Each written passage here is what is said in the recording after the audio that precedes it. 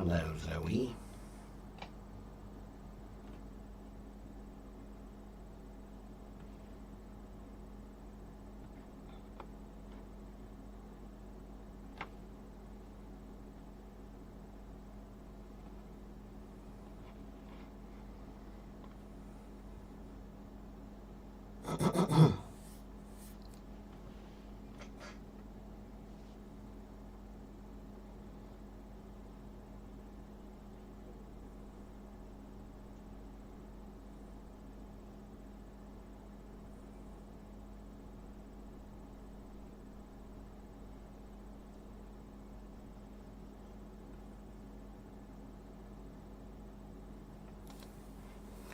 Hello, everyone.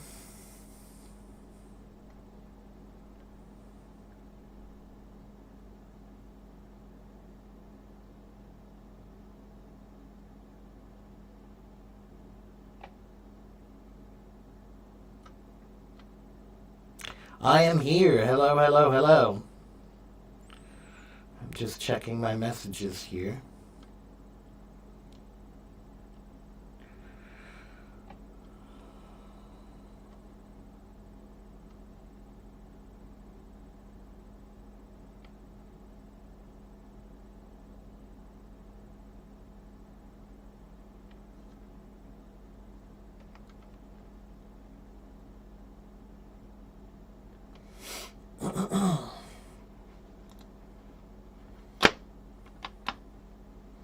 Everybody's always so quiet when they join.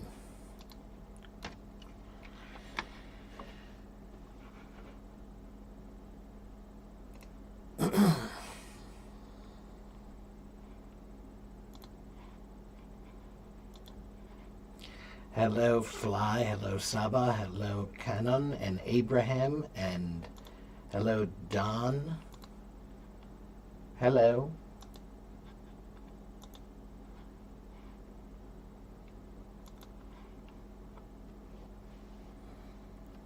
Welcome.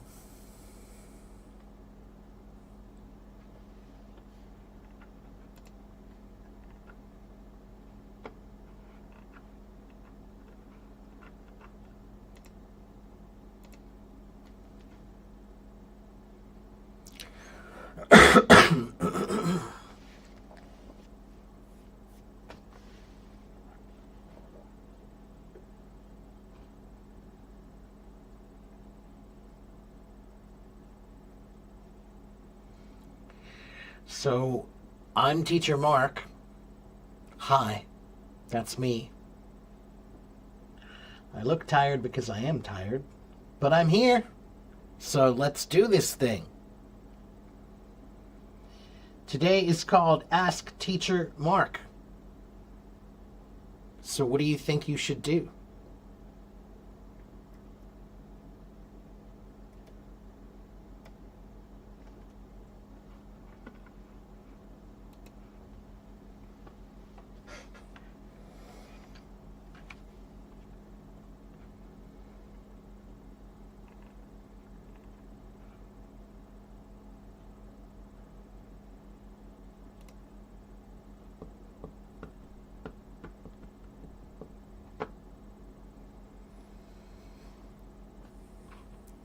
It's always so awkward. The silence. The silence is deafening.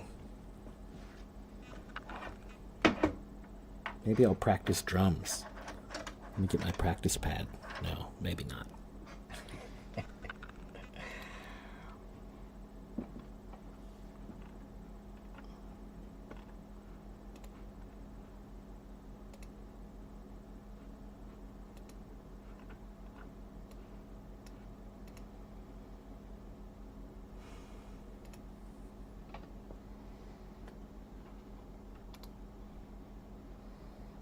Nobody's saying anything. You guys are like, it's like you're at the zoo. This is not a zoo. You're not just supposed to come in and look at the exhibit. Speak. Speak.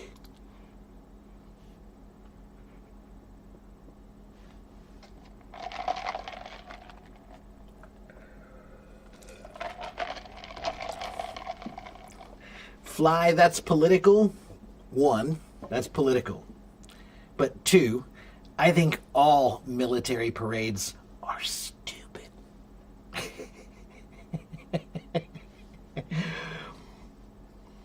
I'm not a big fan of parades in general, but that kind of parade is the dumbest of all kind. Parades are supposed to be fun. That's not fun. And parades are for children. Parades are for children. Any parade for adults is for adult children. Not to get political, but anyway.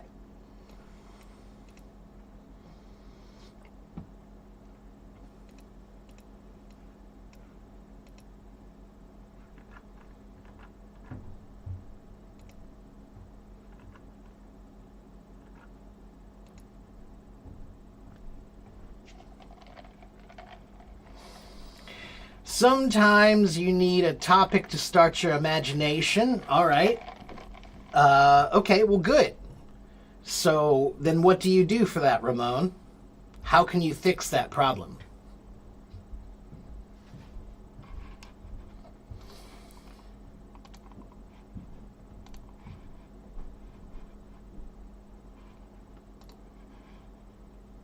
I can show you how you can fix that problem.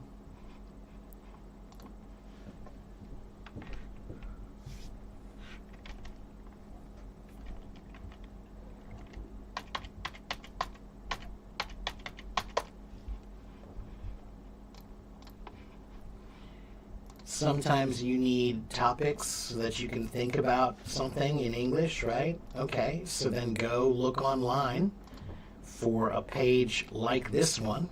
There are many pages like this, but take a look at this. Look. These are all topics. Topics. Choose a topic, like New Year's Day. Are any of the things similar to New Year's celebrations in your country? So for example, is New Year's different in your country, or do you know, right? What's the traditional way of doing New Year in your country? How old are your New Year traditions? Are children allowed to stay up late on New Year's Eve in your country, right? Look at this. Look how many questions about New Year's, right? Or family. Do you get along well with your family? Do you like your family? Do you have a curfew? Let's see. How often do you see your cousins, right?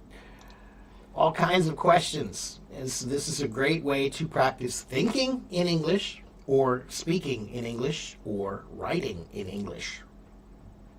Okay? This is one of many websites that you can find. If you do a simple search for English conversation topics list, and then you can say for adults or for kids or whatever, but there are many websites that will pop up. That's the first one I just showed you, is this one right here. But then here's another one here, 40 of them. Here's another one here. There are a bunch of YouTube ones here.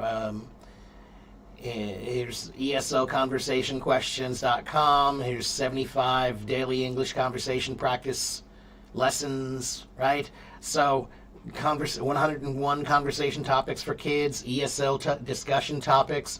So this is not difficult.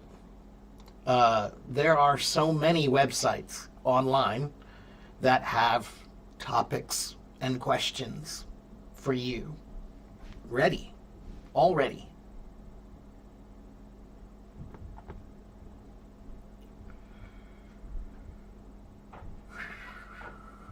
Your job is to invent new products? Who do you work for that you do that? That's a very general job. Invent new products for what? For toilets? Do you invent new products for toilets? Do you invent new products for shoes? Do you invent new products for space travel? Invent new products, that's nobody does that as a job in general. there's always some field that you're in, right? Hello, Ghost.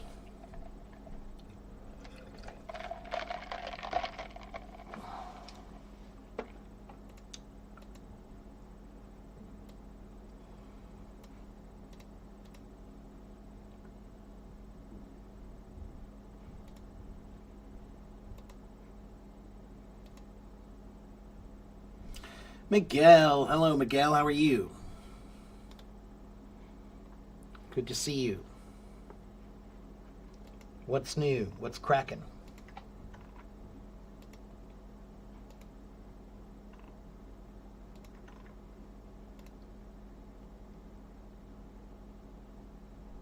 And hello, Idil.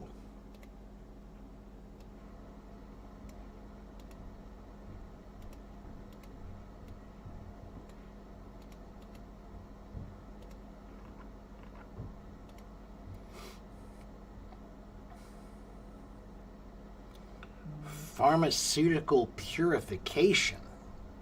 Well, that's interesting.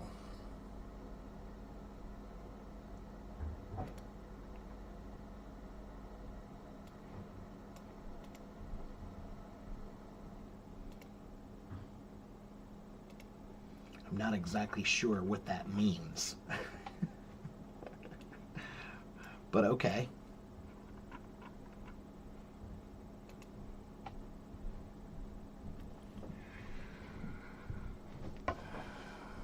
Can I suggest some YouTube channels to do shadowing?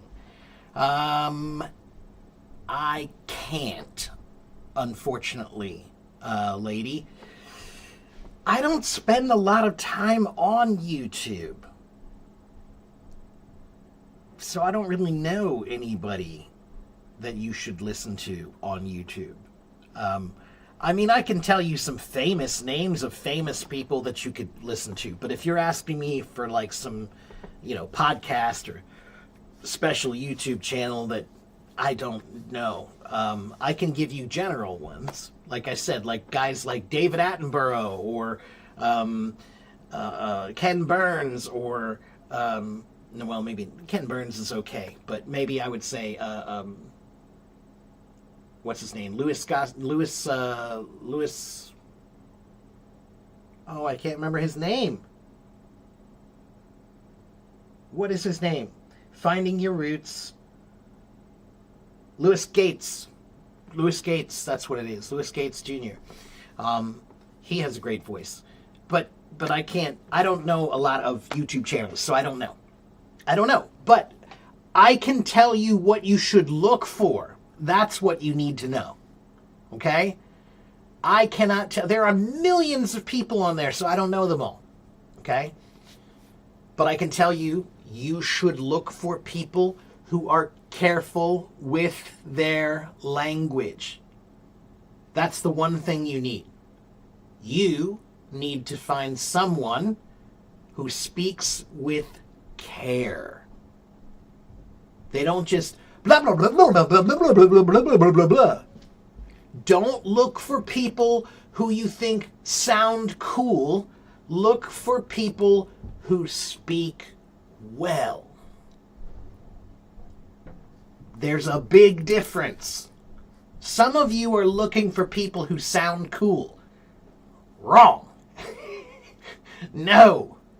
That's because you are desperate to be cool.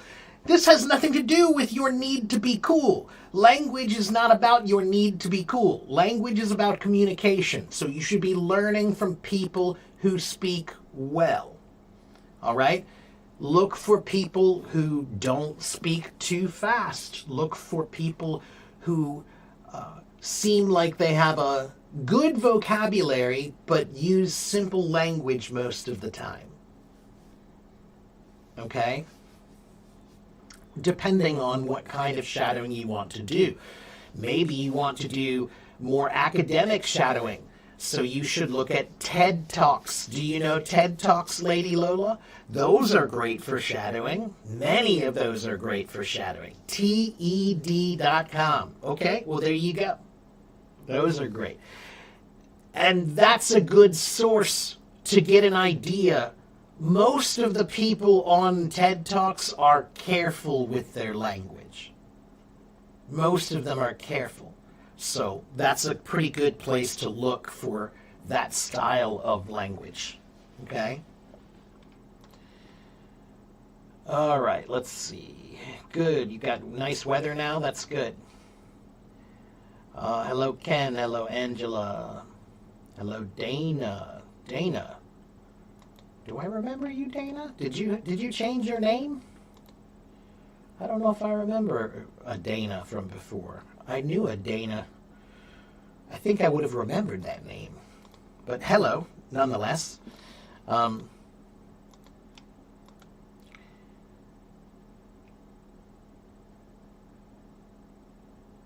You want to know why you can't...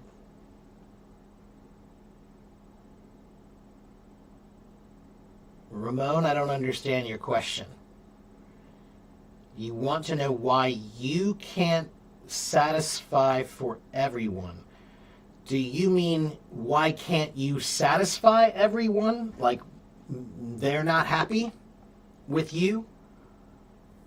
Or do you mean you're not satisfied with the things people do?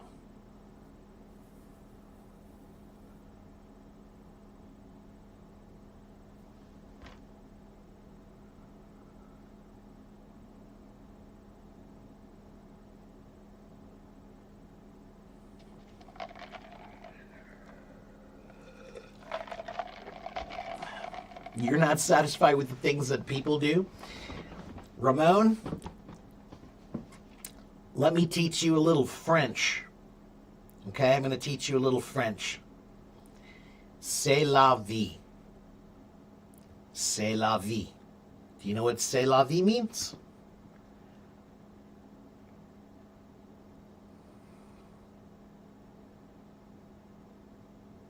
It means such is life. Such is life. That's life, man. Nobody is ever satisfied with everybody all the time. Nobody is always satisfied. Okay? I am a very hypercritical person. It's pretty hard to please me, to be honest with you. It's really hard to please me. As a teacher, maybe not, but as a person, it's pretty hard to please me. I have high standards of many things. But those are my standards, and I recognize those are my standards. So if I'm not satisfied or if I don't like the way things are, sometimes that's because I have a high standard. And if I get upset every single time because I have a high standard, that's my problem, not their problem.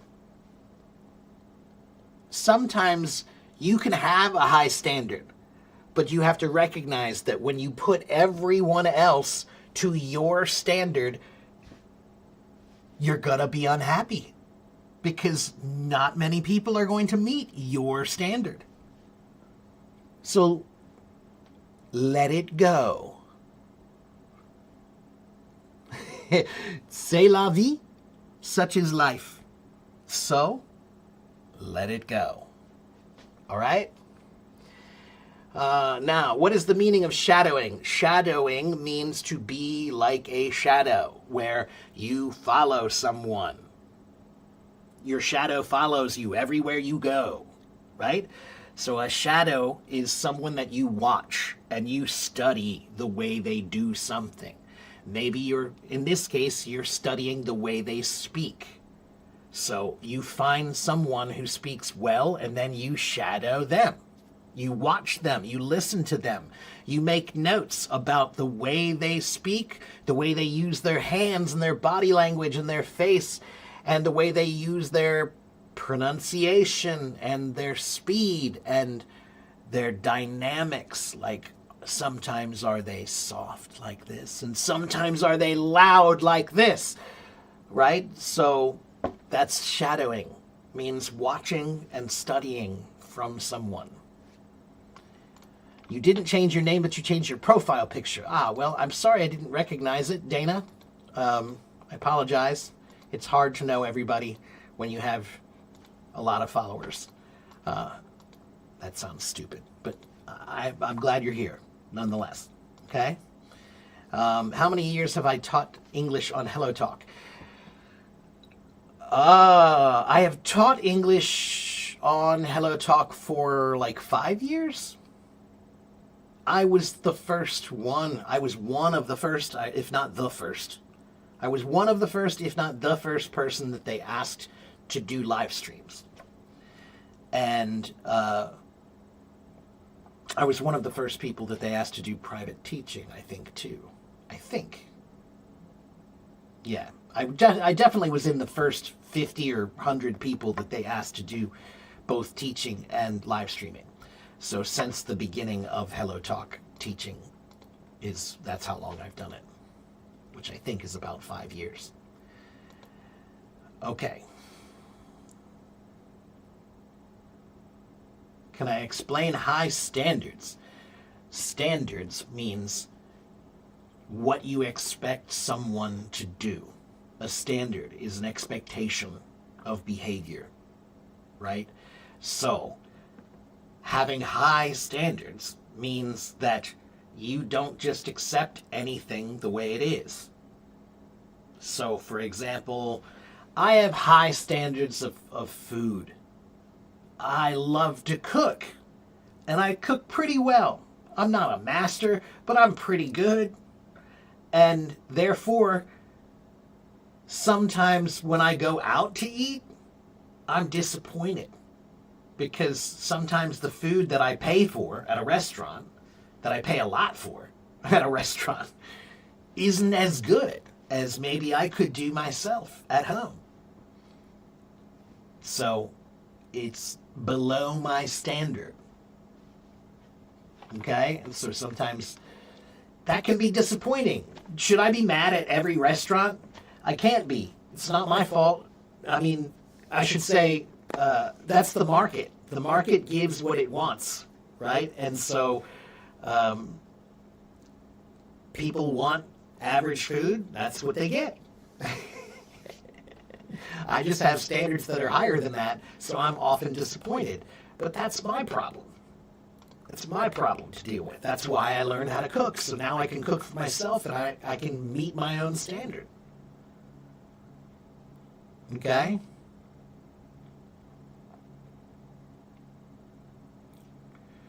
Hello, Chloe. How are you? Hello, Bahar. Okay. So I'm fine. If you want to raise your hand and come talk to me, you can. If you have a question, you want to raise your hand, you can. But it's called Ask Teacher Mark. So you should ask Teacher Mark. That's me. That's this guy right here. Who's got 2 thumbs and likes to answer questions? This guy.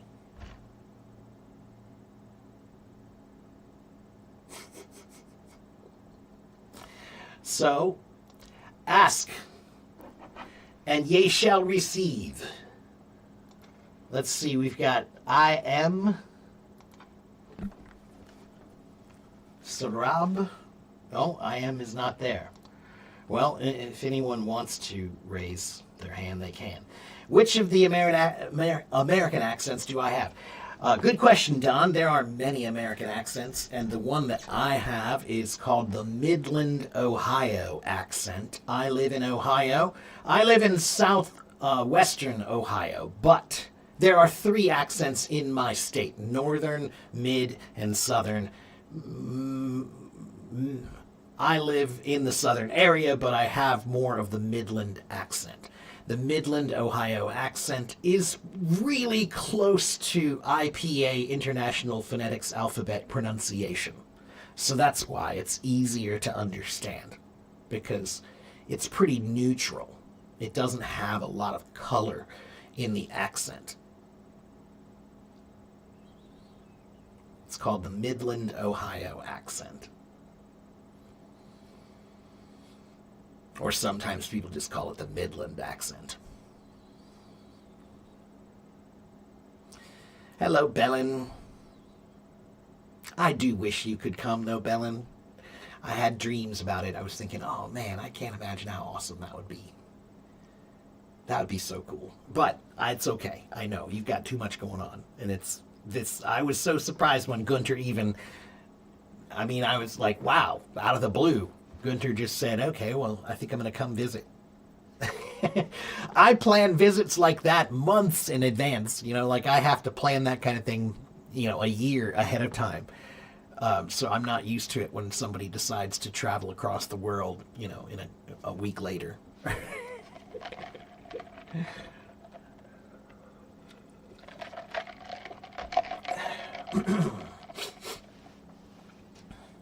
Hina says, hi, Teacher Mark. I can communicate, but I face a challenge when I have to discuss difficult topics.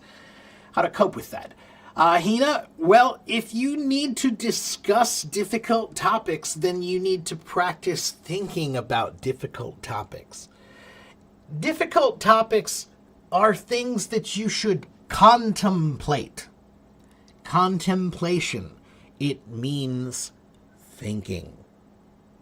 Right? So difficult ideas are something you need to think about. You can't just have that idea. You have to spend time with it. That's contemplation. Pardon me. So Hina, maybe you should make a list of topics that are difficult topics, right? Then you can go look online for questions about those topics. There are many, many websites that have questions ready for you. All you have to do is just search for conversation topics or conversation questions, okay? And you can make it about something. You could say technology conversation questions. You could say economics conversation questions. You could say business conversation questions. And there will be a list of conversation questions. Then you need to try to practice thinking about these things. Recently I have rediscovered a love for a book that I read when I was 20. I read a book called The Republic by Plato. And it uses something called dialectics. And dialectics means arguing. That's what it means. It basically means arguing nicely. It's debate. That's what dialectics is. It's a group of people who choose a topic and then talk about it. And then they try to discover new ideas or new thoughts, or they try to make their thoughts more clear by discussing them to make sure everybody understands exactly what they mean. So you can use that. Go to ChatGPT, choose a topic, whatever topic you're trying to be more fluent in, and then ask it to use Socratic dialectics or just dialectics. You can just say, here, let me type it in.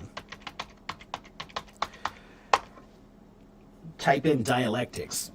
Tell ChatGPT to use dialectics to practice these things with you, to discuss these things with you. And then it will ask you a bunch of questions that now you have to answer. So it will be just like you're in a conversation with somebody and you have to practice talking with it and answering questions. Okay?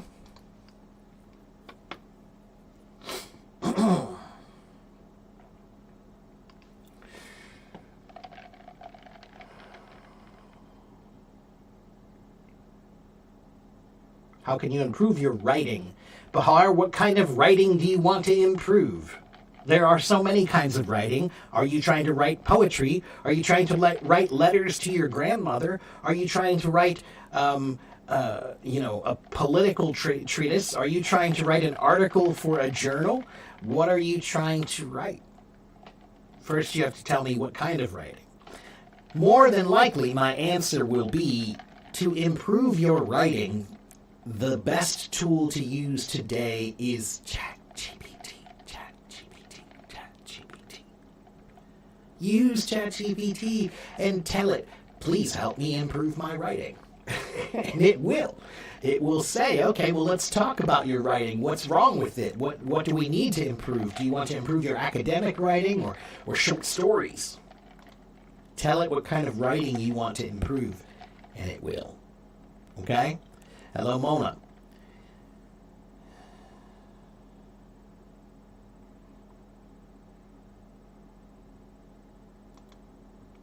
You have great ideas, but you can't speak complex sentences. Hina, you don't always need to speak complex sentences. Albert Einstein said, if you can't explain it simply, then maybe you don't really understand. Any great teacher knows that simple language is the best language. Simple language is something everyone can understand.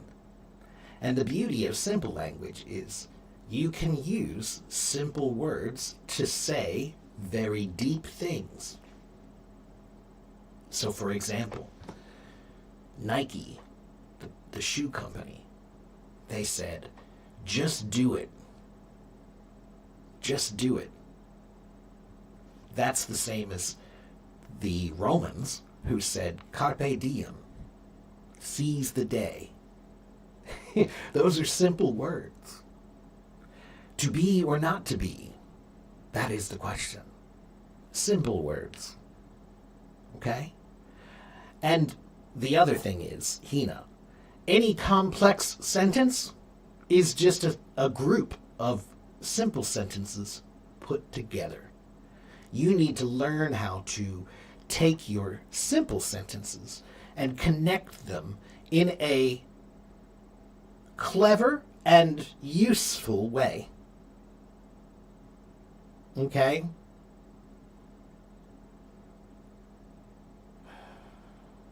If I don't understand what foreigners are saying, will I understand if I listen more? Well, yes, Zephyrine, yes, but you need to try to listen to something consistent. Consistent means the same, okay?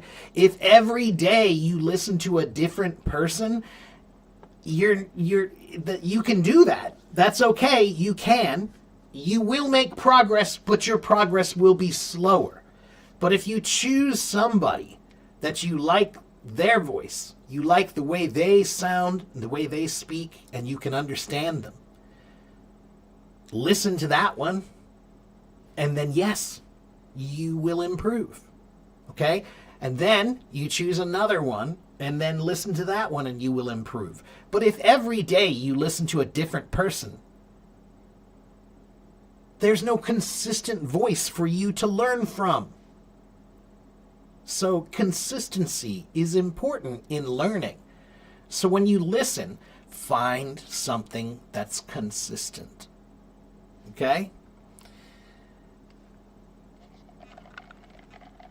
Don, let's see.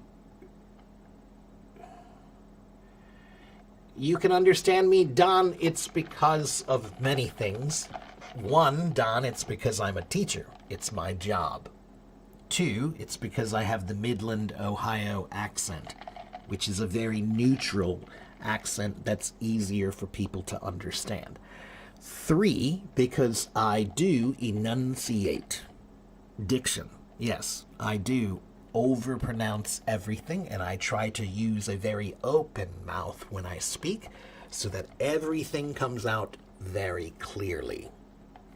And three, I use a little bit slower tempo, speed, about 10% slower than my natural speaking voice, right? When I'm speaking in the world, I probably speak maybe 10 or 15% faster.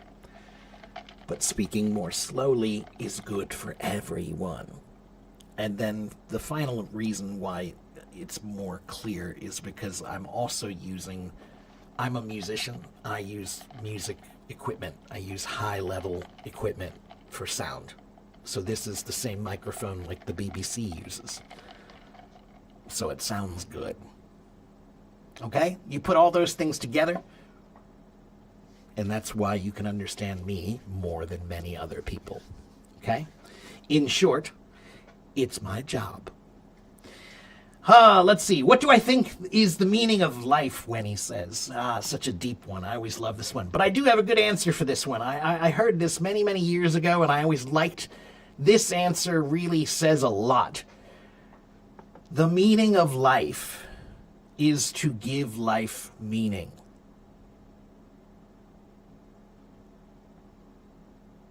So instead of searching for meaning, give life meaning.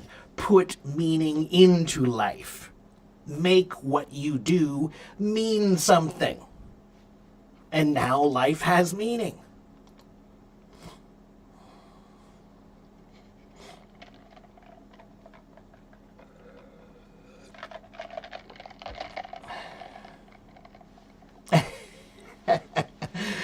Oh, Bellin, you're going to kill me here. You have a dilemma what to do between two important decisions, how to choose. It has consequences. Bellin, I don't want you to be in a situation where you have to be, choosing between me and a difficult thing. And I know you have a lot going on right now, and I shouldn't have put that on you, that pressure of, I just simply, when he said he was coming, I certainly wanted to make sure you understood you were welcome too. And nothing would make me happier, I just think it would be awesome if both you and he were able to come. It would just, that's all. And it was just simply, but I don't want you to be feeling that you are in a stressful situation now, okay? It's okay. Maybe another time. All right? And hello, Lynn. Hello, Hema. The greatest truths are usually the simplest in general, yeah. How to attend a construction manager interview? Ooh, that's, okay, very specific. Arun, I know nothing about construction management, nothing at all, but I know that interviews are about confidence.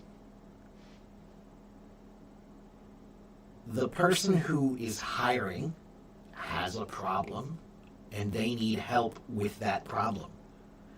You have to look confident, like you can help them with their problem.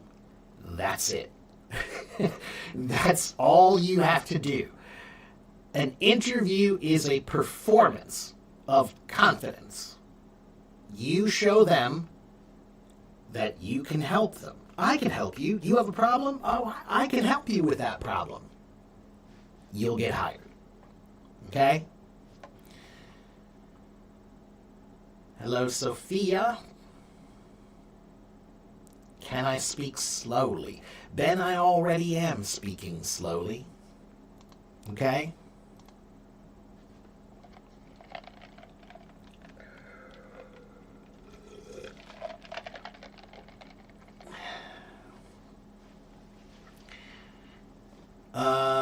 Let's see.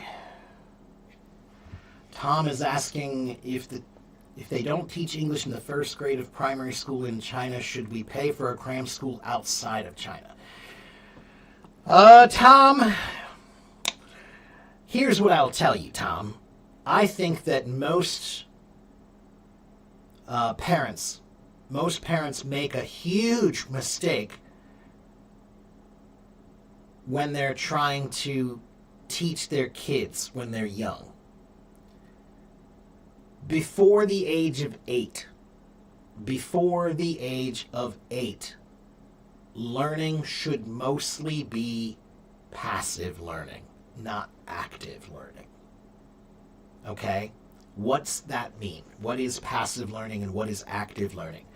Active learning is, here's some homework. Do all this homework and study. And you have a test on tomorrow. You have a test. And then here's some more homework and study and do this and take a test. And that's active learning. Passive learning is letting them watch English cartoons Passive learning is letting them learn English songs, maybe children's songs or something, right? Maybe some simple pop music. Passive learning is giving them English books to read. Passive learning is using English. Do you speak English in your house? If you don't, that's a problem. If you want your child to learn English and they don't ever hear English in the house, they're going to learn that English doesn't matter. You're telling them English matters, but you never use English. So they will learn that English doesn't matter. So before the age of 8, around the age of 8, that's when you can start giving them a little bit of homework and start teaching them how to learn in a directed way, a focused way. But before the age of 8, learning should mostly be an environment. You create an environment of English for them. Make everything they can possibly have English, if possible, right? When they want an apple and they ask for it in Chinese, ask them for it in English. Ask them if they know the English word, right? What is this? You want this? 你要这个吗？这个是什么？这个叫什么？英文怎么说？ Right? Right? 苹果就是 apple. Here you go. Now you can have an apple. Okay? But that's not homework. That's not tests. Okay? Education is like building a fire. Education is like building a fire. And when you build a fire, you have to care for it. Fire can be very easily put out in the beginning. When children are learning, that's a baby fire. You have to be careful with that baby fire. You have to carefully build it and not snuff it. We call that snuffing it out. And if you have a 5-year-old child and you're giving that 5-year-old child homework, did you do your homework? Did you do enough homework? Did you take that test yet? Did you do enough homework? You are crushing that fire. You are killing that fire. You are not building a fire. You're killing a fire. Okay? Education is about starting a fire, building it, and then teaching them how to make it bigger. Okay? My job is to ignite the fire, light it, care for it, and to teach them how to make it bigger and to make it controlled. Okay?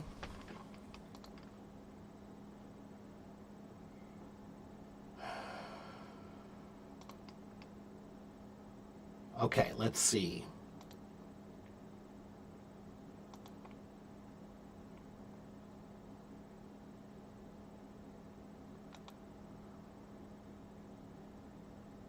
What do I think my live streams have brought me?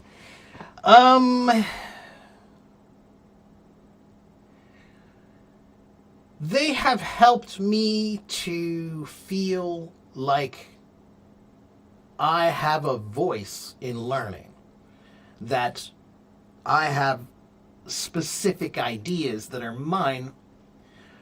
I knew I had them. I've had them for years. I just never put them together into a plan. I never had to answer so many questions that the plan became obvious, right? So I would answer questions before, but not so often.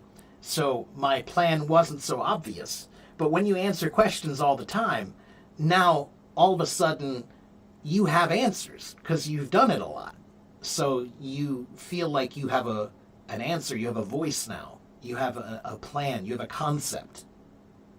Okay? So I think that streaming has helped me to develop my sense of teaching concept and learning concepts. And it's also been great just for developing my teaching skills more. You know, it's a new field, it's a new way of teaching. It's interesting because it's every level and every country and every culture and every accent and every language, so it's a very good challenge.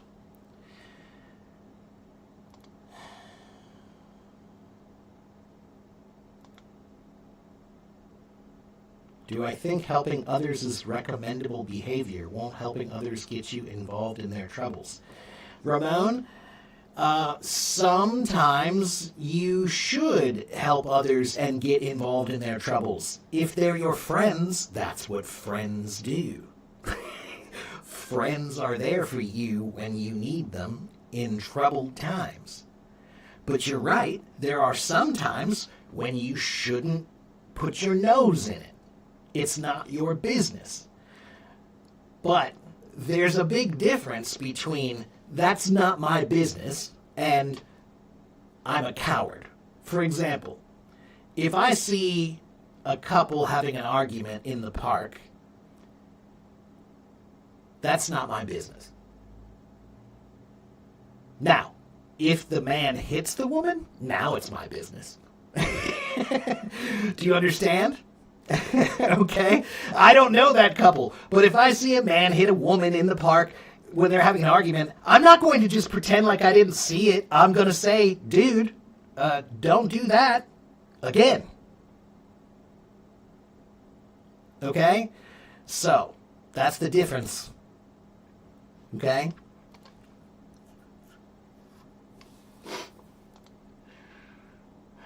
Vadim, I think I missed something you were trying to say. I'm not sure. I'm sorry. I think somehow I lost part of your statement. My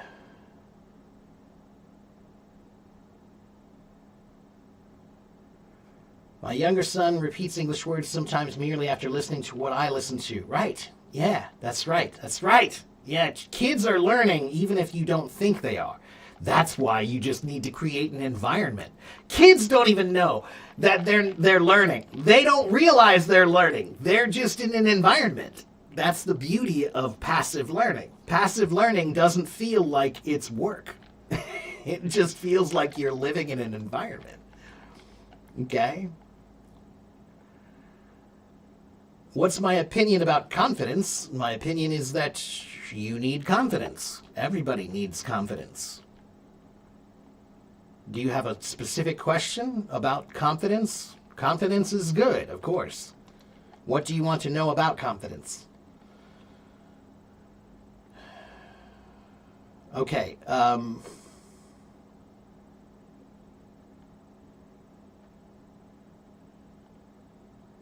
what about a woman yelling at a man? Well, same. Yeah, if a woman hit a man, too, I would, it's no different in my opinion. I still would say, hey, that ain't cool. That's not cool.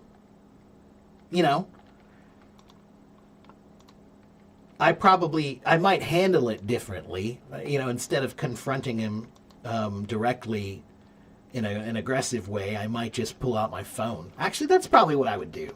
You'd be surprised how people's behavior changes really quickly when you bring out the phone and start recording them, and then they realize, oh, geez, the whole world is going to see me being a jackass. And now I better not. Okay, now, somebody asked, can I answer your question, please? I can answer your question if you write your question. Jude, I don't know what your question is. Write it.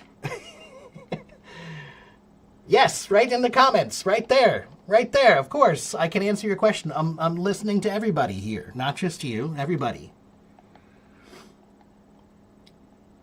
I haven't done a motivational live or VR in a long time. I don't really do voice rooms anymore. I got sick of voice rooms. I don't like voice rooms. Voice rooms are weird, I think. I want to see things. I want to feel like you're talking to a person you can see. That's one.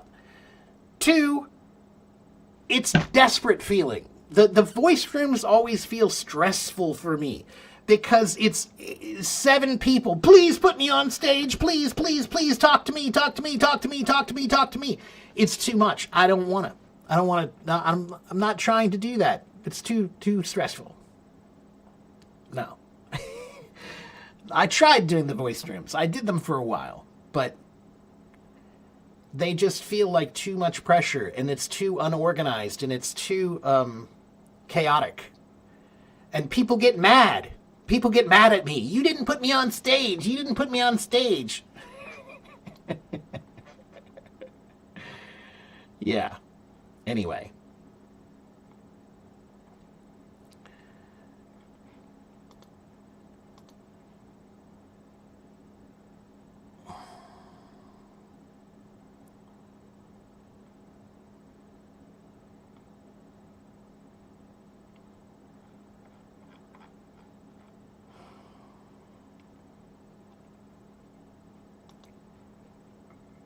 All right, let's see. I'll try this person here. Cold Water from Vietnam. Hello, Cold Water. Do you want to come? Oh, no? You don't want to come. Okay. Well, if someone wants to raise their hand, they can. Thank you, Nick.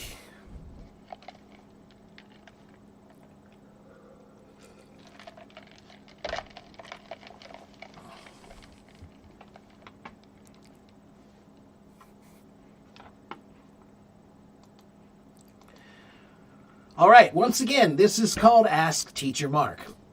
I am Teacher Mark. Yes, I am a real teacher. You can ask me questions, and I will answer them. If I can. If I can't, I won't. But somebody was asking me, I haven't done a motivational stream in a while. I don't know. Every stream I do is a motivational stream in some way. You can't stop being motivational as a teacher. At least, you shouldn't. So, I mean, maybe I'll see if I can plan a motivational stream sometime soon. How's that? I'll see if I can come up with some kind of a motivational stream sometime soon. All right? How often do I come to the lives? Usually about 5 or 6 times a week. Monday through Friday or Monday through Saturday. Okay? And usually around this time. So I've been here for about 53 minutes. Okay, so usually I start in the morning here, which is New York City time. I'm not in New York City, but it's the same time zone. Okay, and so around 9 a.m. or 10 a.m., 9 or 10 a.m. New York City time is when I usually start Monday through Friday or Monday through Saturday. Okay? What do I teach? I teach English. So, if you have questions about reading, writing, listening, speaking, grammar, vocabulary, pronunciation, accent, all of those things, confidence, public speaking, those are the kinds of questions that I usually answer. But I also I'm a musician, so I can teach music and teach drums. And if you have something that I feel I can teach you, then I will. If I don't feel I can, or if I feel I lack the knowledge, then I won't. I teach what I know. Do I have a cooking program? No. I've always wanted one, but I don't have one. I did do one cooking show a few years ago, maybe 3.5 years ago. I did a cooking show here. It was fun, but it was a lot of work, and it was really stressful to try to do by myself. So I would love to do a cooking show, but it's again, I have high standards, so if I'm going to do a cooking show, I don't want to just have my phone and I'm trying to cook and hold my phone while I'm cooking and talking to you at the same time. No, I need equipment and I need help, and it's tough. Yeah. My sister did it. My sister did what?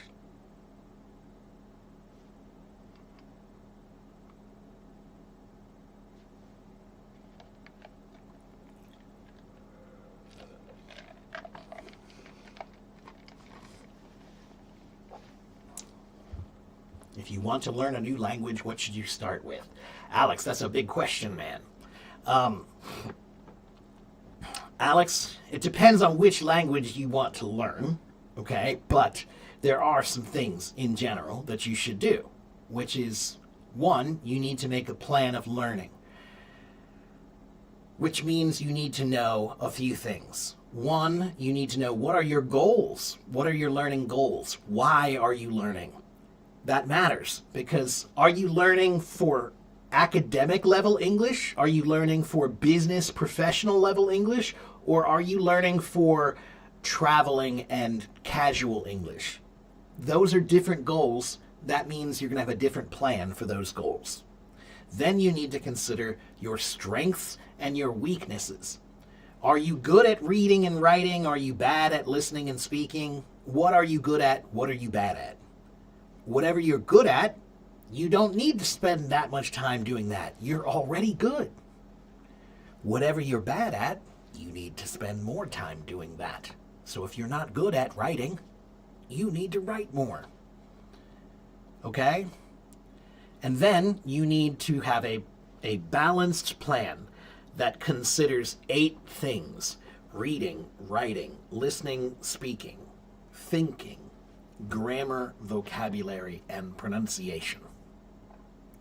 If you make a plan that considers all 8 of those things, pick a language, you'll be fine.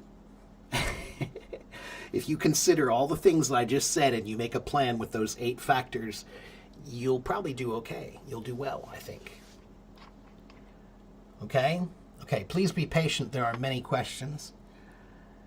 You like singing? Good. Is it good for me if I speak English even with wrong grammar every day? Yeah, ultimately I think yes. I think it's more important that you speak. If the question is this, your question is it good for me to speak English even if my English is bad? Or is it better if I just don't speak English because my English is bad? So if the choice is, should I speak and speak poorly, or should I not speak? Then, of course, you should speak. And guess what? You'll get better. You'll get better. All right? So even if you're making mistakes, keep going. You'll find them. Someone will point them out. Someone will help you. You'll find them yourself sometimes. You'll see, oh, look, I've been doing that wrong. The whole time I was doing that wrong. Okay? I must sing very well. Why do you think I sing well? I'm a drummer. I'm a good drummer. I'm not a good singer. Yeah.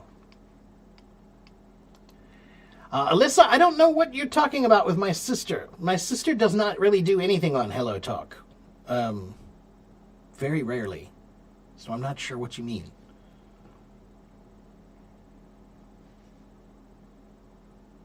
I can have a tripod that the phone follows me. I have one of those, Bellin, and it's okay. I tried it. I kind of tried to experiment with it to see if it would work for that purpose, but it just doesn't really do the job that well. What I really need is there's a little piece of equipment I need to buy that would allow me to have 4 cameras at once that I can change with just a quick button. So then I could set up one camera over the stove and one camera pointing at, from a wide angle, and one camera, I can have all the cameras and just hit a button. That would be easy. But I don't know. It's like, I think it's $400 or $500 for that thing, and I just don't have it right now. So eventually, maybe I'll get it. Let's see. You remember that once I was out showing food trunks? Yeah, that was right. I was at a food festival called The Taste of Cincinnati, Ornella. Yeah. Oh, you mean my sister cooked some meals and I showed them? Yes, maybe. Most of the pictures that I show of the food, that's my food. But I have shown my sister is a pastry chef. She makes cakes. I can't bake well at all, but my sister is a brilliant pastry chef. She can make great cakes. So I did show those a long time ago. All right, let me see. I'm trying to catch up here, guys. You have a problem when there's a group of people and they're talking. You can never be the one who starts talking. It takes you a long time. Malik,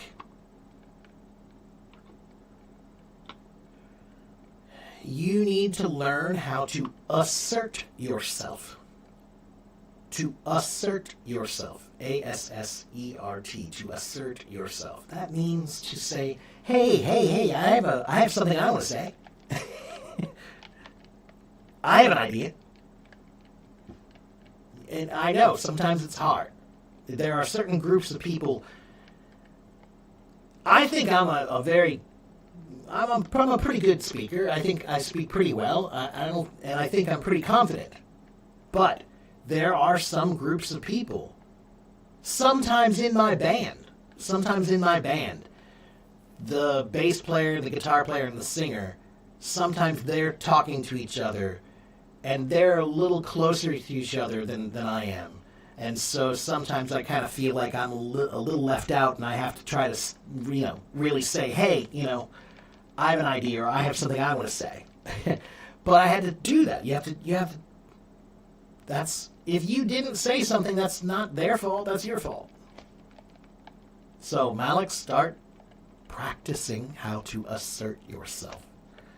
Okay? How to improve English listening? Listen to good sources.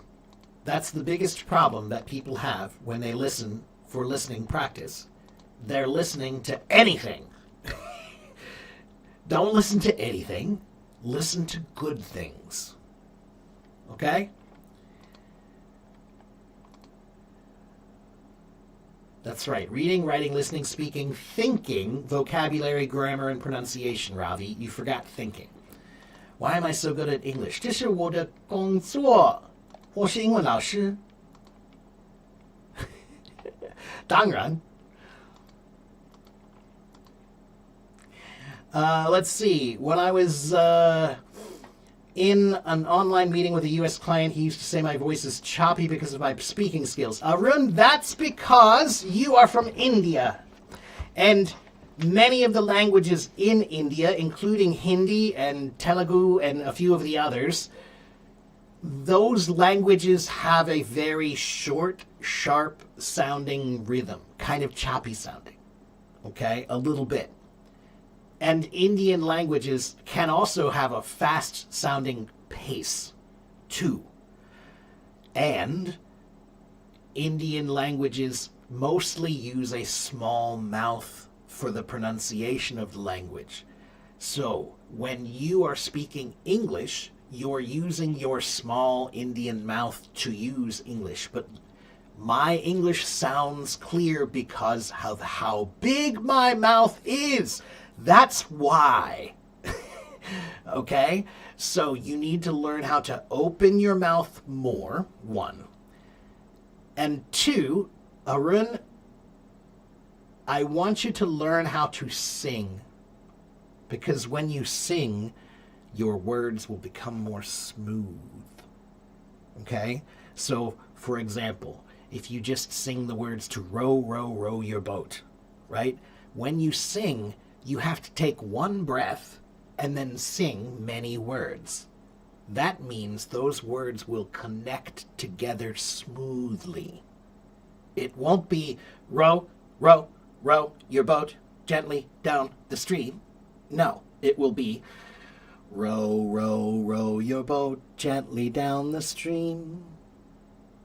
Now they're smooth. So singing is a good exercise to try to practice learning how to smooth out your English. all right?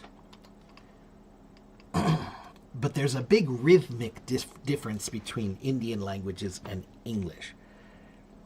And that's why he said it feels choppy to him. Okay?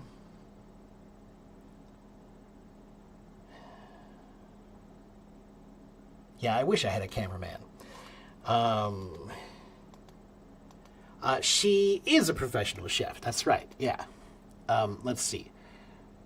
You can understand what I say, but you can't speak well. That's because you don't practice thinking or speaking ever. Mammy, if you want to practice English, then you need to practice speaking or thinking in English. And if you practice thinking, then your words will be ready when you want to speak. And then you'll feel like you can speak well. Okay? You can understand people with standard pronunciation, but not with others. Is that a sign of weak listening? Not necessarily, Harry. Not necessarily. That depends on who you're listening to. There are some people who speak poorly. So if you don't understand them, it's not a big deal. That's not your fault. That's their fault. Okay? Harry, you need to remember that language is something that is both universal and individual. So, we're all talking about English, but there are how many millions of people that speak English? And every one is different. Every person has a different way of speaking, different vocabulary, different accent, pronunciation, speed, volume. Everybody is different. So, of course, that means that there will be some that you can understand more easily and some that you can understand less easily, right?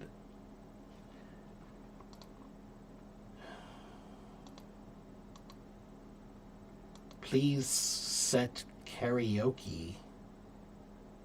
What?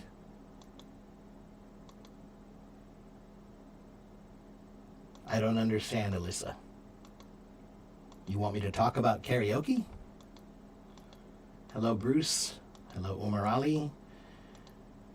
What do I think about shadowing to learn English? Again, Alex, I've talked about it. I've been talking about it. Shadowing is great if you shadow the right people. Shadowing is great if you shadow the right people. Okay?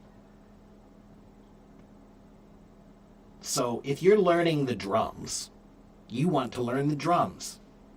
Should you watch the kid who's been playing drums for 3 months? Should you be studying him? No. He's only been playing for 3 months. You shouldn't study him. No. You should study the guy who's been playing for 30 years. Okay? So, shadow people who are good.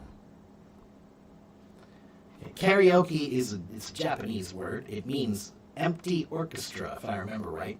And karaoke is when you pretend to, well, you sing along with the song, right? They put the music on to your favorite song and then you sing it. That's karaoke. Okay? Yeah, but Alyssa, I don't do that. I've never done karaoke here. I don't do that. I'm a teacher. I can't waste my time doing stuff like that. I'm sorry. I don't do that. I don't do karaoke stuff. There are lots of people on Hello Talk who do fun things like karaoke and games and all that. That's not me. I'm a teacher. My job, teaching. That's when I'm on here, I'm not playing games. I'm not here to have fun. I'm here to teach. That doesn't sound very good, does it?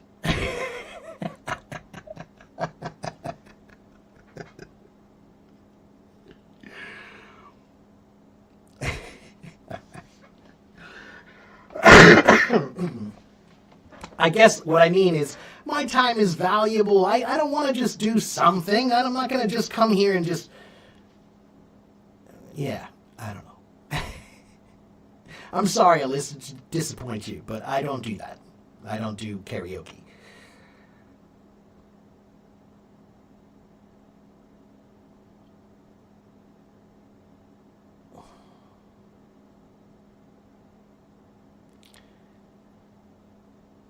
You, as an advanced speaker, speak in a literate and therefore understandable language, but a large number of ordinary people speak in a not very literate way. Valerie, that's true, but that's true of every language in every country in the world. Language is something that is learned and then forgotten, and something that language, how do I say this? Let me think of my words. Wait a minute.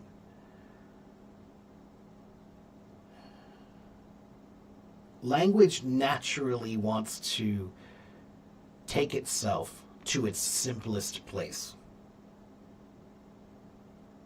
Because life is not about making things more complicated. Life is usually about trying to make things more simple.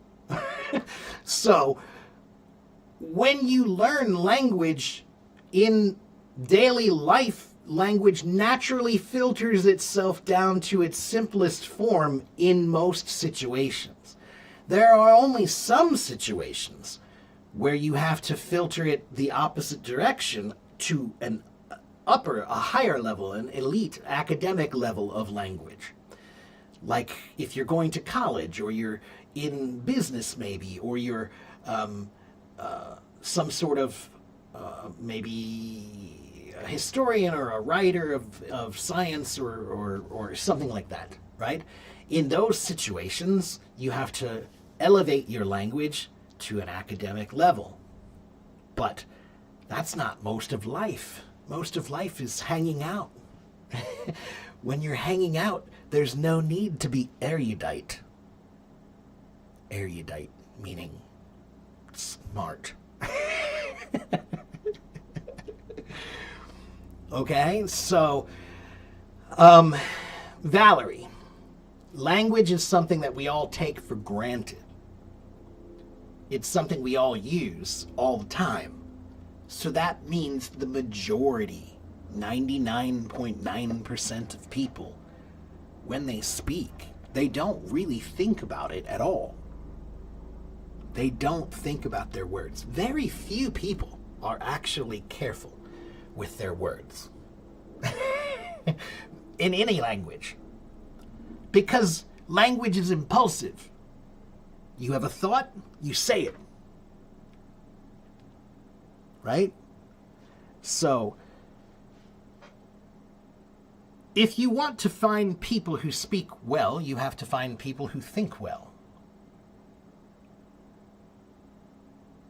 If you want to find people who speak well, you have to find people who care about their words.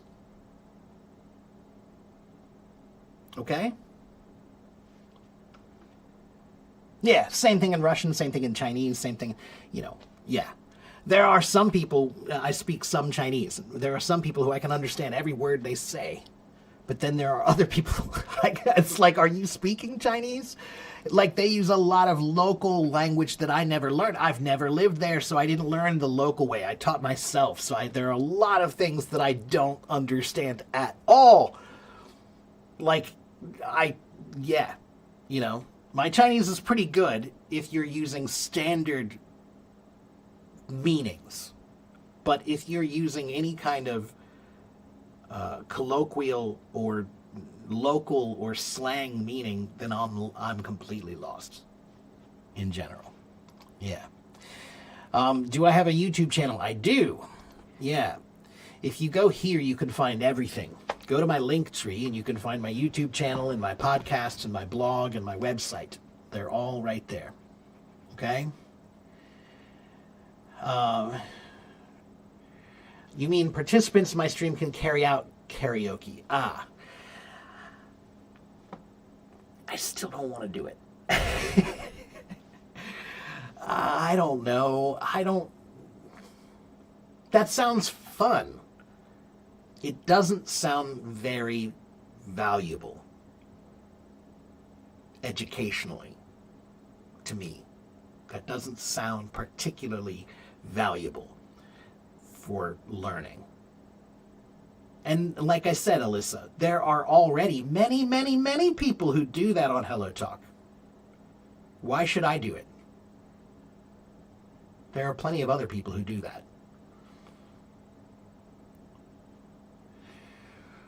Why do I say $2 words for words that are not commonly used in everyday life? That's interesting, Ornella. I've never actually heard that term before, but I know what it means. In America, there is a $2 bill, but you'll never see it. I think my dad has a few of them. We've collected them. But the U.S. did make a $2 bill a long time ago. And so it exists, but you won't see it ever. So that's why $2 words means words that you never really see because they're not common. Okay? Your conscience woke up when I said don't waste your time? All right. Well, good. Now, if I could get that to happen to my conscience, that would be good. My conscience, I should say, not conscience.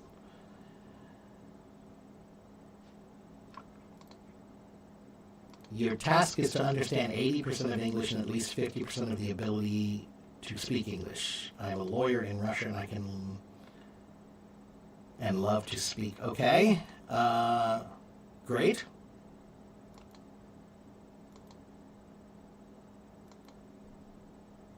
So, what's your question? Sorry, it got cut off. Hola. Thank you, Alyssa. I'm sorry, Alyssa. I don't usually say no to people, but again, it's one of those things where I really feel like I want to do things that are valuable to learning, because there are so many people on Hello Talk that do nothing about learning. Most of the people on Hello Talk just do silly, fun stuff. So there are plenty of people who do that stuff. I don't need to do that. I don't want to do that. I want this to be a place where you come to learn. And singing is fun, but it's not learning. Okay?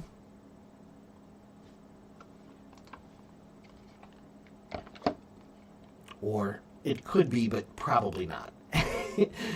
The majority of time that people do karaoke, it's not learning. There's no learning. There's no improvement.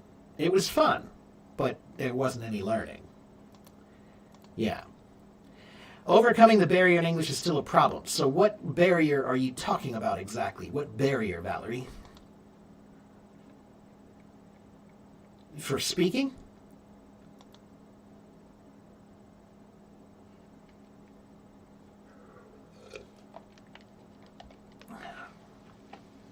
Alyssa, there's another reason why I don't do a lot with music. I'm a musician. I love music. But songs are art. So art does not care about grammar at all. So when you learn English from songs, it's very, very likely that a lot of the things you're learning are not proper. Okay? It's common. It's acceptable in common language. It's okay for a song, but it's not acceptable on a test. Okay?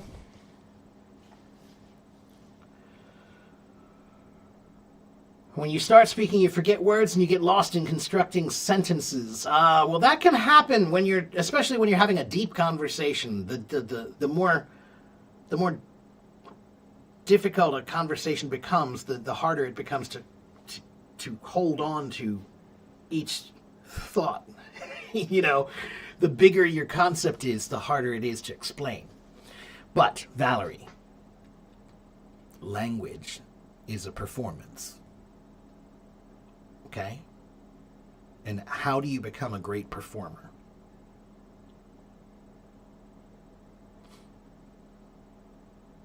How do you become a great performer?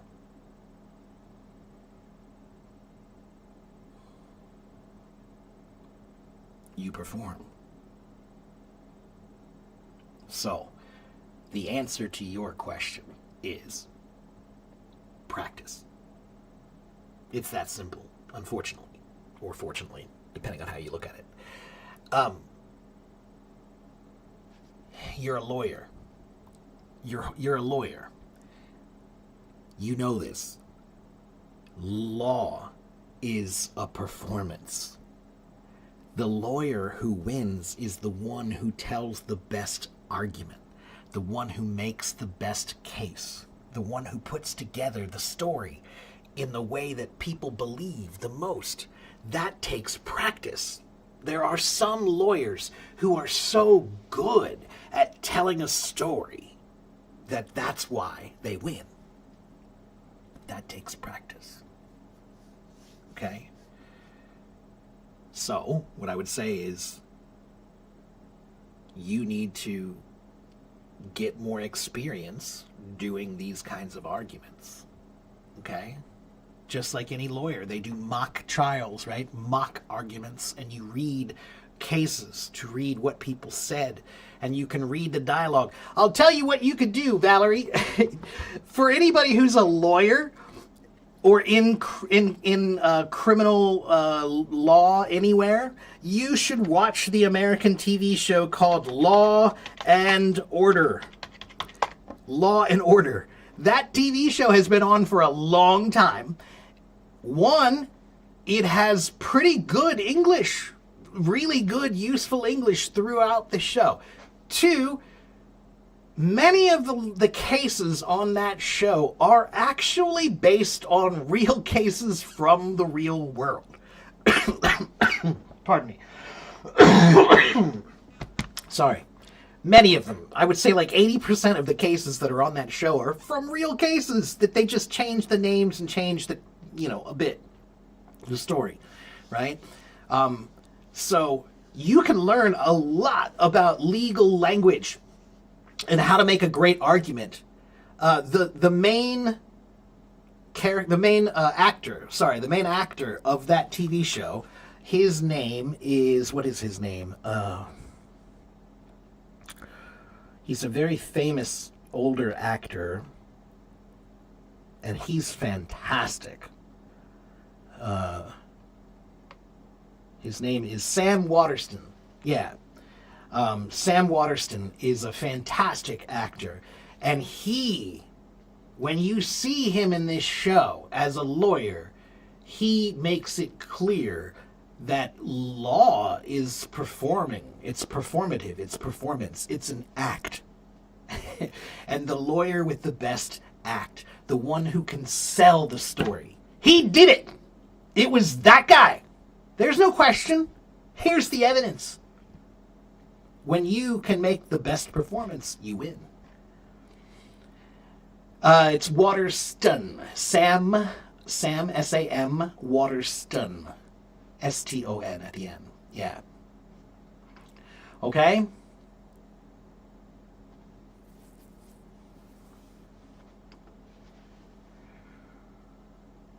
You studied for a long time in language courses, but they only teach grammar. You learn more studying on your own. Well, that's often true. That's often true. Can I still sing? Did I sing before? When did I sing before? Let's see.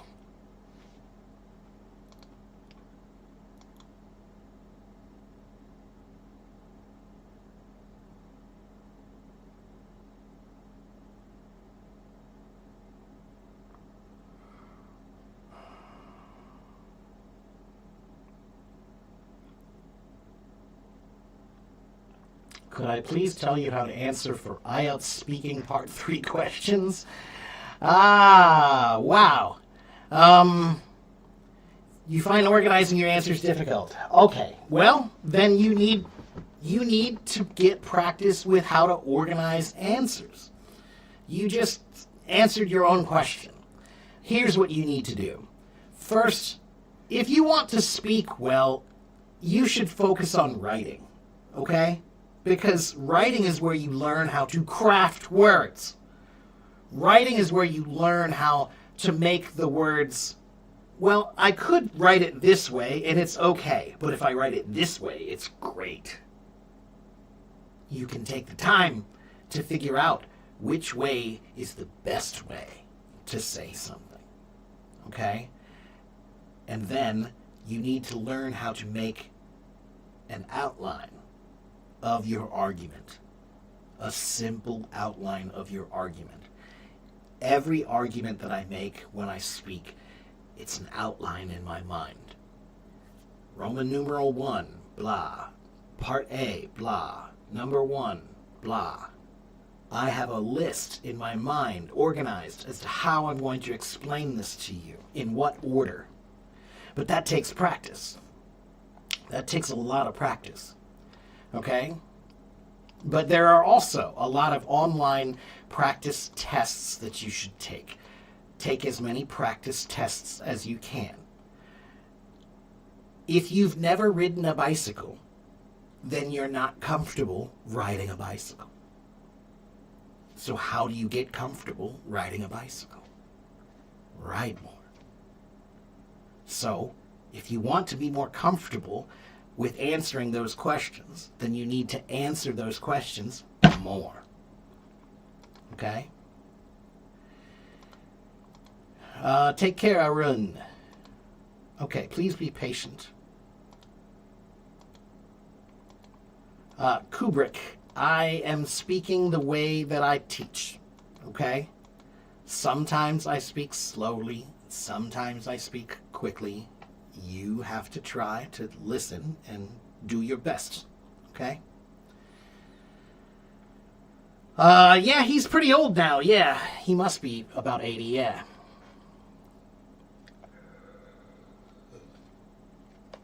What's my opinion about learning slang? I don't teach it. I don't really teach slang at all. Why? One, because it's not proper English. It's not useful in a classroom, so I don't teach it. Okay? Two, because slang changes. So if I teach you some words today, those words might not be useful next year. Okay? When I was a boy, we used to say, "Wow, man, that's so rad. That's so rad, man. It's radical." That meant cool. But we don't use that word anymore.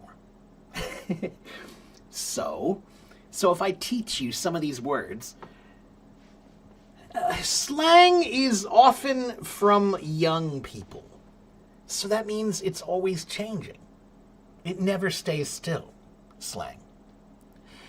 And slang is language that's used for many reasons, but one reason is to include people or exclude people. And another reason is because sometimes people, they are desperate to be cool. So you use slang words because you think it makes you look cool, or it makes you look like you're better, or your language is somehow more native. But it doesn't make you look cool. It doesn't make you look like you're more native. It makes you look immature. It makes you look childish. Have you heard me use any slang really here today? I've been here for an hour and a half. Have I used any slang? Not really. I can't really think of any that I've used. So it's not needed. You know? Maybe I used the word cool, but cool has actually, it started as a slang word. It's not a slang word anymore because it's so common. Slang words sometimes become adopted into the language as actual permanent language. Slang is not permanent language. Slang is temporary language. So I don't bother with slang. I don't think you need to. Don't worry about it. What's my main job? You're looking at it. But actually, no. Valerie, I'll tell you what my job is. Okay? When people ask me, what's your job? My job is being me. That's my job. Your job is being you. Why do I say that? Because I do anything that I can do. So behind me, you see drums. Why? Because I am a drummer. That is one of my other jobs. I've been a professional drummer since I was 18 years old. That's a long time. But I also am a drum teacher, and I'm also a music teacher, and I'm also an English teacher, and I also have done jobs in marketing, and I'm writing my own book, and, so I do whatever I can do. That's my job. That means my job is being me. Okay? But if you want to know what I put on my taxes, I say teacher now. Just for the sake of taxes, I say I'm a teacher. All right?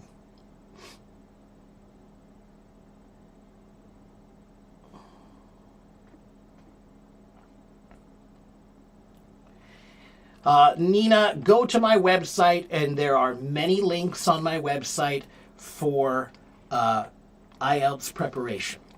Okay, if you go to my website, let me pull up the link here. Here's my website. Go to my website, and you have to subscribe. It's free, but you can subscribe to my website. Then you can click on resources. Click on resources, and you'll find a button that says IELTS TOEFL. Click on that, and you'll find a bunch of stuff to help you with the IELTS and TOEFL. All right? Waterston, it could be, it's probably, I think he's Irish, if I remember right. I think he's Irish. Yeah.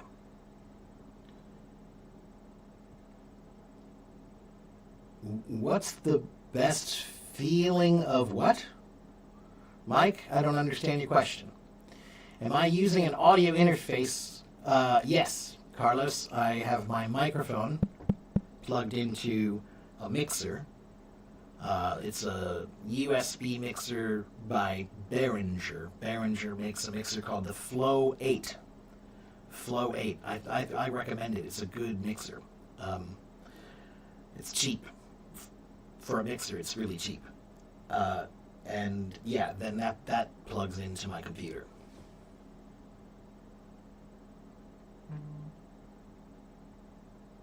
But really, you can get just about any USB mixer. If it has a USB, you can just plug your microphone into it and then into the computer. But you also can buy a USB microphone.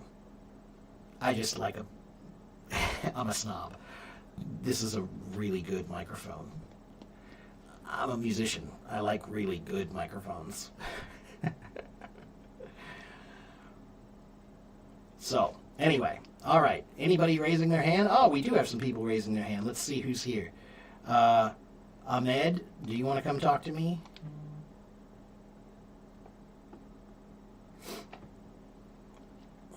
Hello, Ahmed. Hello, it's a pleasure. How are you? Nice to meet you. Yeah, nice to meet you too. You're in Iraq, right? Yes, I'm fine, thanks. Thank you. I want to thank you for giving me this chance. No problem. And are you in Baghdad or where are you? I've been waiting for 2 minutes. Just. This is my first time. Oh, okay. Well, you got lucky. Oh, no. What happened? What happened, Ahmed? What happened? We lost you. We were just talking. Well, let's try another one.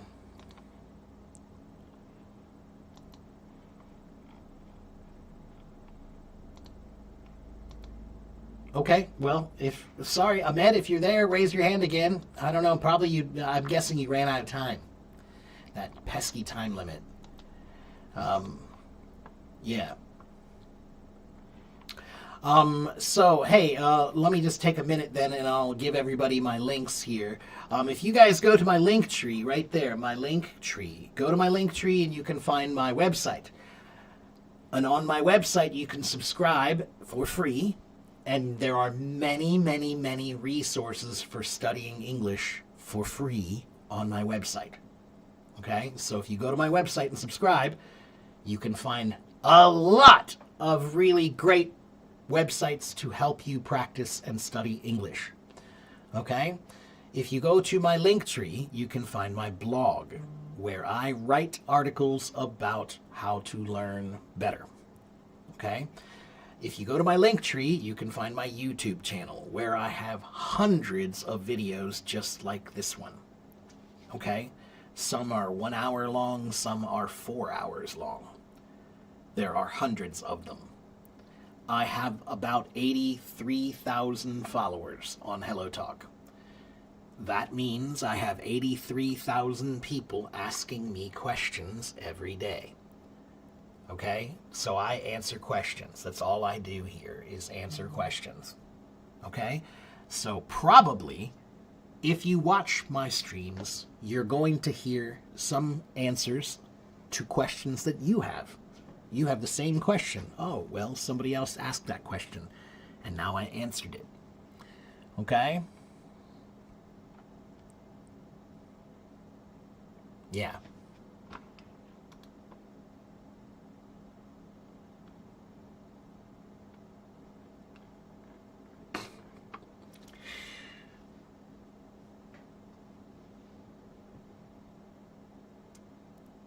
No, it's okay, Bellin.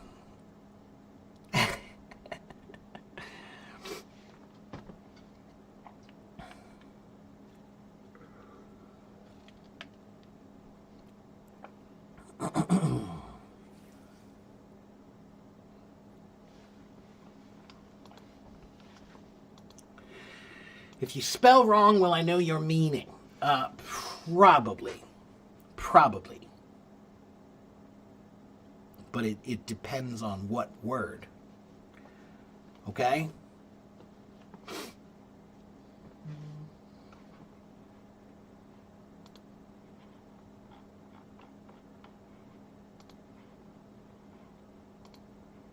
Nobody's raising their hand. Well, the stage is open.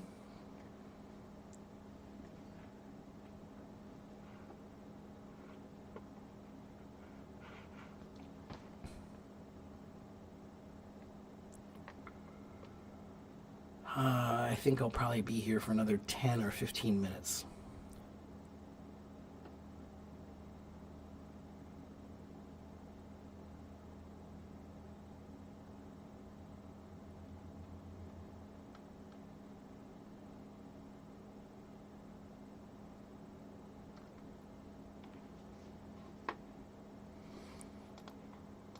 No one? Hello? Anyone?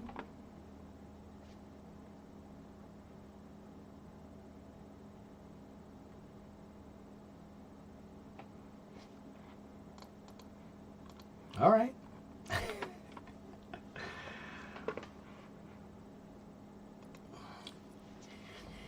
Alyssa, when people tell me that they're shy, do you know what it feels like? I'll tell you what I think that's like. If you're lazy, do you tell people that you're lazy? No, because we know being lazy is bad. If you're rude, do we tell people that, oh, I'm just rude. I'm just a rude person? No, because we know rudeness is bad, so we don't do it. All right? So shyness is the same thing. Shyness is like laziness. It's not a good quality, and it's a quality that you should try to learn how to get over it, to try to get better, right? So if you're a lazy person, you should learn how to not be lazy. Okay? If you're a rude person, you should learn how to not be rude. If you're a shy person, you should learn how to not be shy. Shyness doesn't benefit anyone. Okay?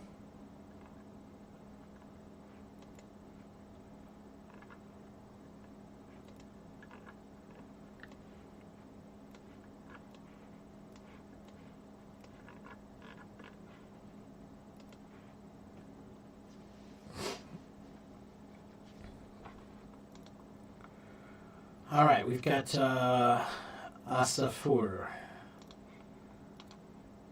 Huh? Okay. Maybe not. The words like conscience. Why is the pronunciation not like conscience? That's something I can't comprehend in English. Carlos, that's a good question. Let me look at something very quickly. Let me check my facts here. Hold on. Conscientum.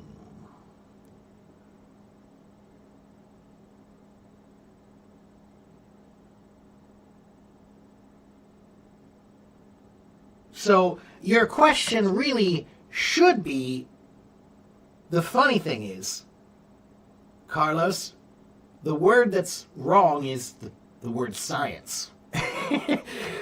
So conscience comes from the word, it's a Latin word, conscientum, which is two words. It's con, meaning with or thoroughly, with like a lot, and then sire, meaning to know. So it means to know the difference between right and wrong. That's what conscience means. But the original word is con and scientum or sire. So that's the pronunciation of conscience. It's that sh kind of sense thing, right? But science,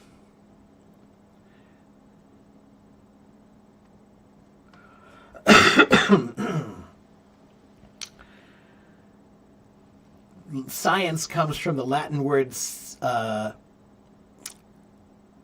scientia. Scientia. So science comes from scientia, but the word conscience comes from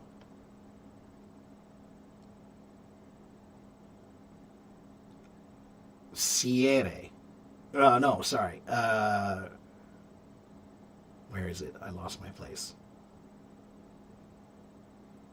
Conscientum and conscience and sire. Right. So, conscience comes from a different word. That's why it's pronounced that way. Okay? It's almost always etymology. When you're confused about why a word is spelled or pronounced that way, it's, if you look at the etymology, you'll figure it out. Probably. Okay? It's the same linguistic root. It's not quite the same linguistic root. Meaning to know. Right. To be able to tell one thing from another. Right. I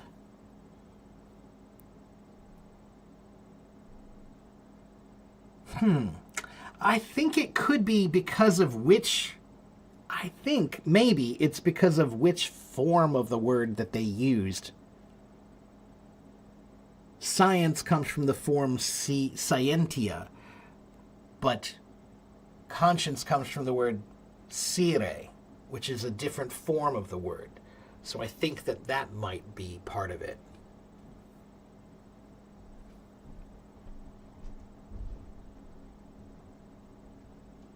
Yeah. Anyway. But pronunciations are always funny. Carlos, the more you learn about spelling and pronunciation, spellings and pronunciations have changed many, many, many times. Every word has changed over time. Every word. So sometimes when people are very strict about spelling or pronunciation, I have to teach them that, you know, these things have changed a lot, right? Like the word tea. Everybody likes tea, right?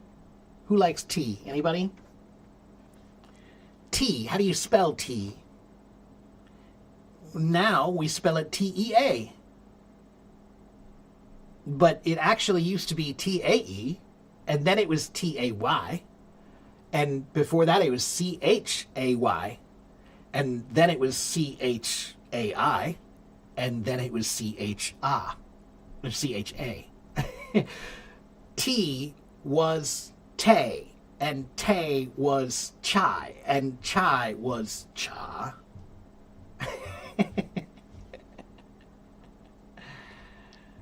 Yeah.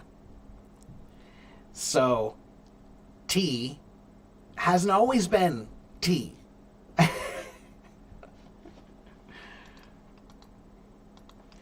Basically, the roots of the words change the rules of the pronunciation. That's right.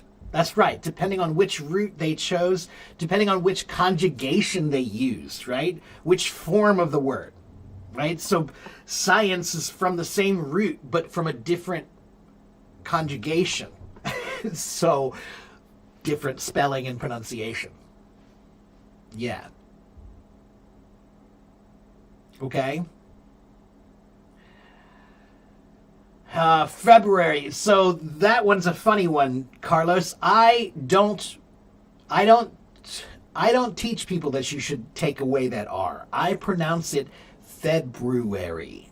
That's how I was taught, and that's how I think it should be. Now, why do I think it should be February? Because if you know where the word comes from, it comes from Roman times. It comes from Latin. They had a festival in February called Februa. Februa. Februa. It was a festival. It was the end of winter, beginning of spring festival. And in that festival, they used to build fires, big, big fires, and they would dance around these big, big fires. That's where we get the word febrile. Febrile means feverish. So the word fever comes from febrile. The word febrile comes from februa. The word February comes from februa. So I still pronounce it as February, not February. But that's how things change. Look, see? That's what I mean. People say February, and that's fine. I just don't because I know the history. And that's the way I was taught. But see, things change. When I was a kid, they taught you to say February. Now they say February. Okay? The word fever. Yeah, fever comes from febrile, which comes from februa, which is, February, which is where we get the word, which is from the word februa, which was a festival.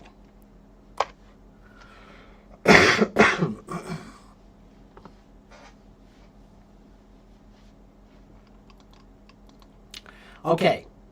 The word foreign, the G is silent. Right, but why is the G silent? Why is that word like that? Where do we get that from?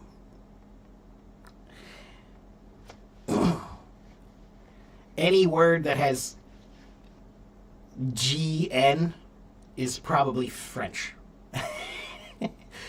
Foreign is from a French word, which comes from Latin. The word forain, which was Forain. And before that, it was foraneous, meaning on the outside, or forus, meaning outside. But yeah, that G, that's French. A lot of the spelling things that you think are weird, those are French words. Yeah. So what does February mean? February is the second month of the year. It doesn't mean anything.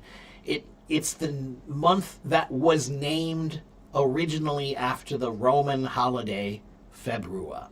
Kubrick, all of the months come from Roman holidays, Roman gods, right? So January comes from the Roman god Janus. Janus was the god that had two faces, one face that looked into the future and one face that looked into the past. That's why January is the first month, because one is looking into the future and one is looking into the past, right? February, we just discussed. March is named after Mars. the god Mars. Okay, it's a planet, but also a god to the Romans. Okay, April. They're not entirely sure about April, but the story that I usually am told, and the one that I usually tell, is that the word April comes from a Latin word that, like, I think it was pronounced Aprila, which means to bloom, to open. Because what happens in April? It's spring. That's when the flowers open. So that's April. May is Maya, the god Maya. June is Juno, the god Juno. Then we get to an interesting part. The original Roman calendar only had 10 months, not 12. So, the original Roman calendar was January, February, March, April, May, June, September, October, November, December. 10 months. That's it. And then those extra 2 months, that's 60 days, they considered that just like winter. That was just like their winter. But then, so if you look at the months, for example, September is this month. And September is the 9th month, right? September is the 9th month. But what do these letters mean? SEPT. What does SEPT mean? Do you know? It doesn't mean 9.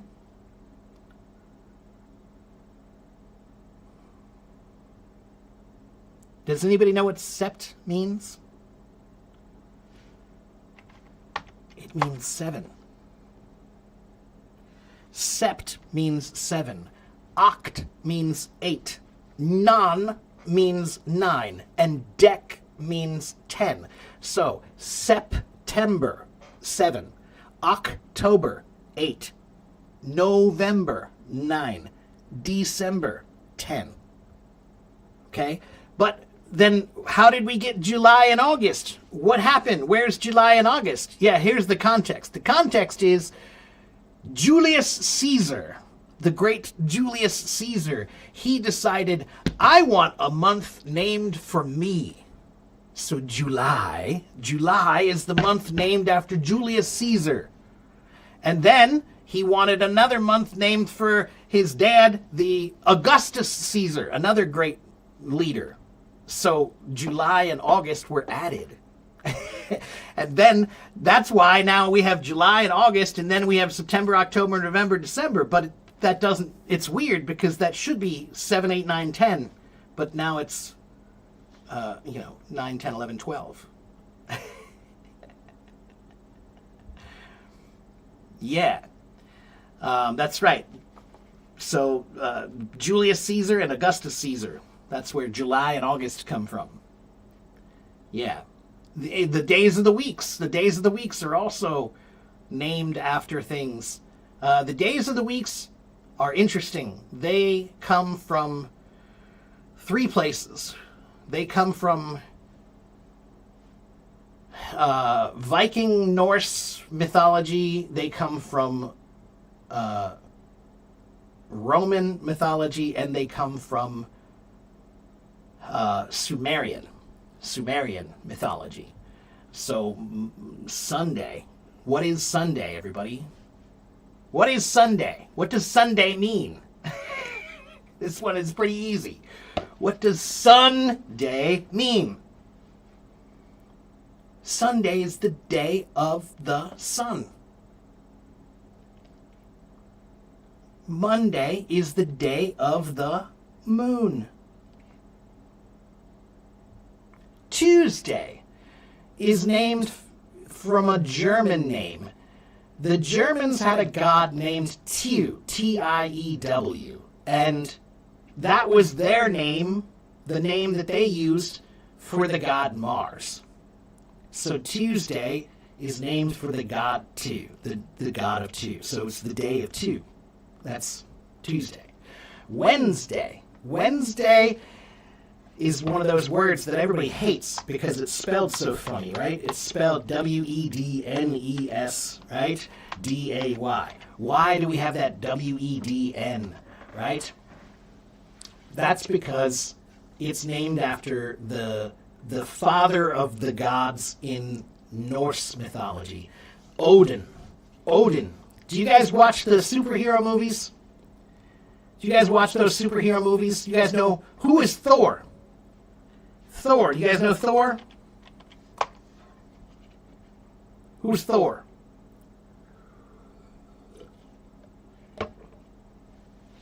Thor, the really handsome guy with the long hair and the big hammer.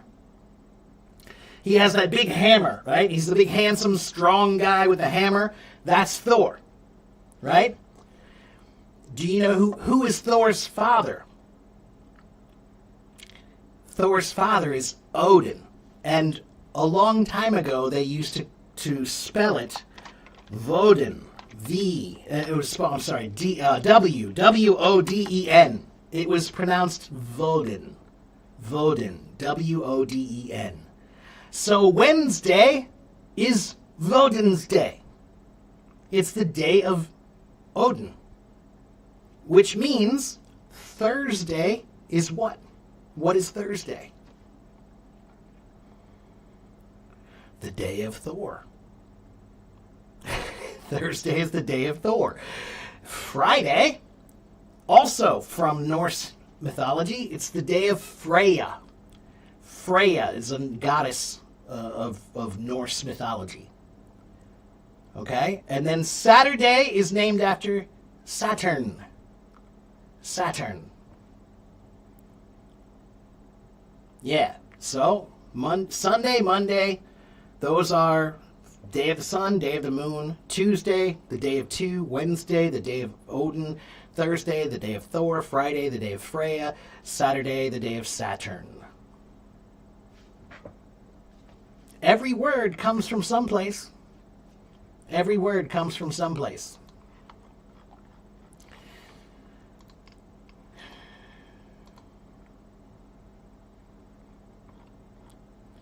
Okay, guys, my voice is getting a little dry here, and my coffee is almost gone. So unless you guys have some questions, I'm gonna get going here.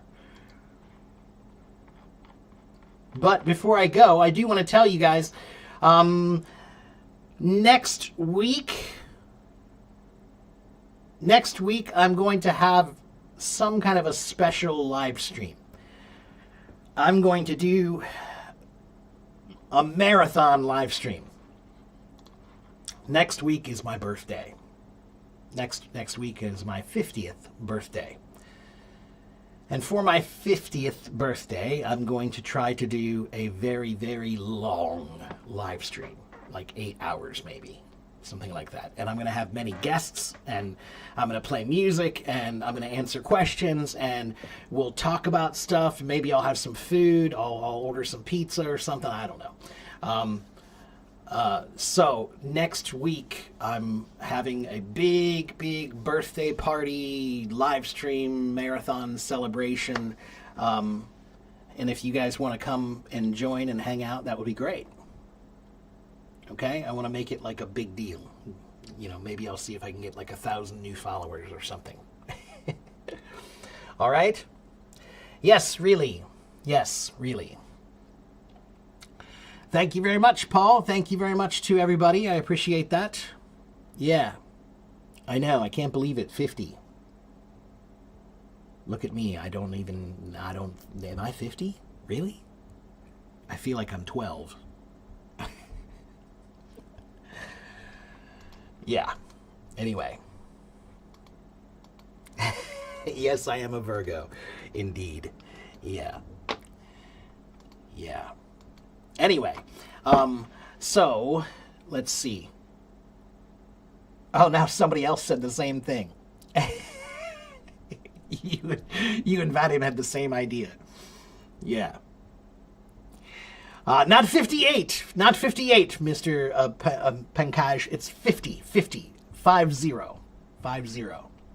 Not quite there yet. Yeah.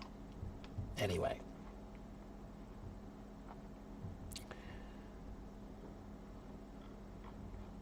That's okay. Yeah, anyway. All right, guys. Well, once again, here's my link. If you didn't follow me yet, go to my link tree and you can find everything to follow me. All right, you can find my blog, you can find my website, you can find my YouTube, you can find my podcast. It's all there on my link tree. Okay? What's the difference between talkative and loquacious? Nothing. Loquacious is just a more formal word that means talkative. That's all. Okay, it's just a more academic word. Talkative would be like a B1, B2 level word. Loquacious would be a C1, C2 level word. Okay? Big hug, Belen. Big hug. Big hug. And don't worry, Belen, if you can't come this time, we'll get you here sometime. I just hope we can get you here before we get out of this big house, because it'll be a lot easier if we have the house. So, okay, guys, I gotta go. Thank you guys for watching, and thank you for listening, and thank you for participating and following and sharing and commenting and all that good stuff. Come back and see me again tomorrow. I'll be back tomorrow for another stream. Okay? Thank you, Nala. Thank you very much, Vadim. Yes, you're late, Allah. Yeah, you're late. Come back next time. Come back tomorrow. Okay? Come back tomorrow and come earlier. All right? I've been here for 2 hours. So next time, come 2 hours earlier. Okay? All right. I'll see you guys next time. Okay? Have a good morning. Have a good afternoon. Have a good evening, wherever you live in the world. And I'll see you next time. Bye.